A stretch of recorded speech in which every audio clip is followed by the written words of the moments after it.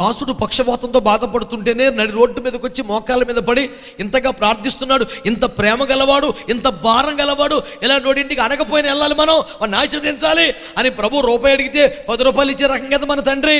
పదరా వస్తానన్నాడు పిలవపోయినా.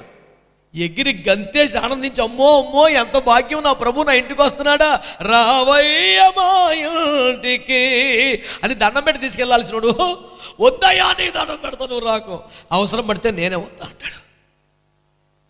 మీరు ఆలోచన, యేసు ప్రభు వస్తానంటే వద్దని వాడు ఎవడు సార్ అసలు? ఎంత వింతండి.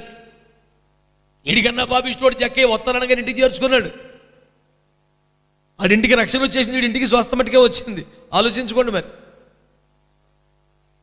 యేసుని ఎందుకు వద్దన్నాడు? ఆడి కారణాలు ఆడికి ఉన్నాయి.